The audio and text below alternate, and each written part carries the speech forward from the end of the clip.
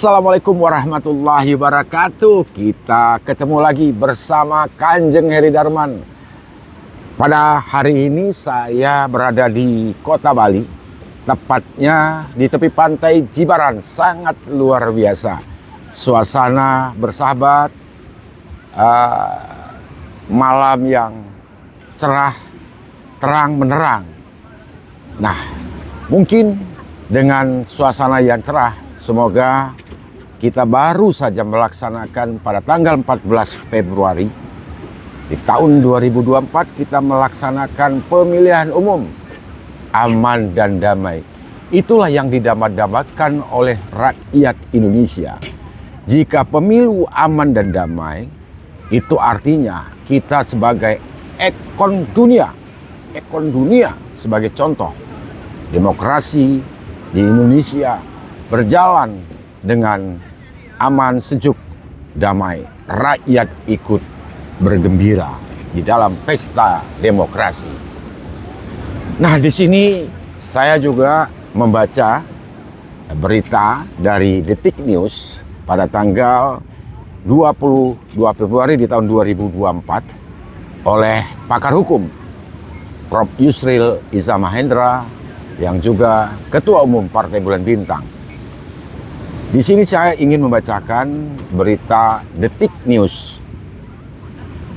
Yusril meminta ketidakpuasan atas kekalahan Pilpres dibawa ke MK, bukan angket. Saya lanjutkan, Jakarta. Pakar hukum tata negara Yusril Iza Mahendra menilai penyelesaian sengketa hasil pemilu, khususnya Pilpres, bisa dibawa ke Mahkamah Konstitusi. Yusril berpendapat penyelesaian sengketa pemilu bukan dengan menggunakan hak angket DPR. Yusril menjelaskan hak angket diatur dalam pasal 20A ayat 2 Undang-Undang 1945 terkait fungsi DPR melakukan pengawasan yang tidak spesifik, tetapi bersifat umum dan HAM pengawasan terhadap hal apa saja yang menjadi objek pengawasan DPR. Ketentuan lebih lanjut tentang hak angket dituang dalam Undang-Undang Nomor 17 Tahun 2014 tentang MPR, DPR, DPD, dan DPRD, Undang-Undang MD 3. Lanjut, apakah hak angket dapat digunakan untuk menyelidiki dengan kecurangan dalam pemilu, dalam hal ini Pilpres, oleh pihak yang kalah? Pada hemat saya, tidak, kata Yusril kepada wartawan hari Kamis pada tanggal 22 bulan 2 di tahun 2024. Undang-Undang 1945, Yusril menjelaskan telah memberikan pengaturan khusus terhadap perselisihan hasil pemilu yang harus diselesaikan melalui MK.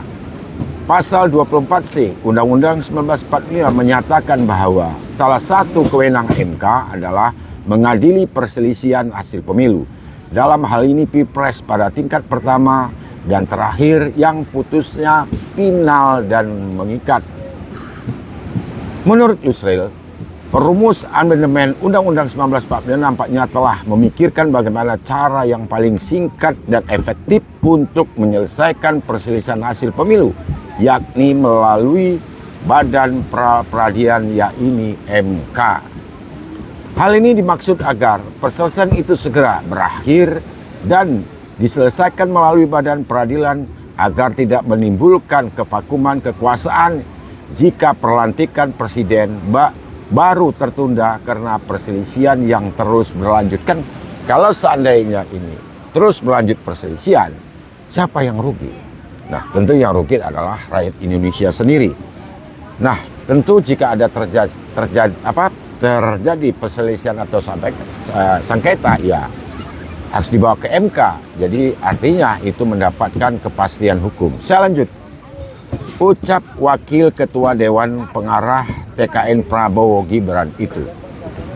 Oleh karena itu saya berpendapat jika Undang-Undang 45 telah secara spesifik menegaskan dan mengatur penyelesaian perselisihan Pilpres melalui MK, maka penggunaan hak angket untuk menyelesaikan perselisihan tersebut tidak dapat digunakan, tambah Yusril.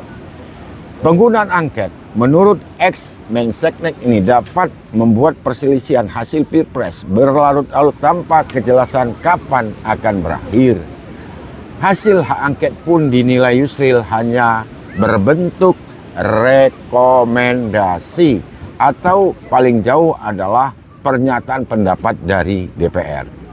Putusan MK dalam mengadili sengketa Pilpres akan menciptakan kepastian hukum. Ini yang ditunggu oleh rakyat Indonesia. Perlu ada kepastian hukum. Memang pemikiran Prof. Yusril sangat luar biasa, sangat bijak, dan sangat luas. Karena apapun, siapapun yang ada perselisihan masalah hukum tentu harus mendapatkan kepastian hukum, yaitu di pengadilan. Saya lanjutkan. Sementara penggunaan angket DPR akan membawa negara ini ke dalam ketidakpastian yang potensial berujung kepada chaos yang harus kita hindari imbuhnya. Nah, inilah yang harus kita hindari. Jangan sampai terjadi perselisihan apapun bentuknya. Tentu ada upaya hukum yang harus dilakukan oleh setiap partai, setiap warga negara yang tidak puas. Nah, tentu adalah pengadilan. Nah, disitulah agar mendapatkan satu kepastian hukum. Saya lanjut. Capres nomor urut Ganjar Pranowo sebelumnya menilai terjadi suatu anomali di pemilu 2024. Ganjar mendorong adanya hak angket DPR untuk menyelidiki dugaan kecurangan pemilu. Ya, itu adalah hak setiap warga negara Indonesia dan hak setiap calon yang mencalonkan diri menjadi presiden. Ya, tadi harus menurut Prof. Yusril, ya harus agar mendapatkan satu kepastian hukum, ya lakukan gugatan di MK. Itulah agar mendapat kepastian hukum. Siapapun yang merasa dirugikan, ya, siapapun yang merasa tidak puas, ada alurnya, yaitu MK, Mahkamah Konstitusi. Semoga yang kita harapkan rakyat Indonesia, semoga pemilihan presiden ini, pemilu ini, kita berharapkan semua dalam keadaan dingin, cool down, tenang, ya akan damai, karena ini adalah juga menjadi contoh ataupun ikon dunia bahwa pemilu di Indonesia serentak bisa dilaksanakan dengan damai dan aman. Terima kasih, saya Kanjeng Herdarman, mohon maaf, Bali, Jibaran. Terima kasih.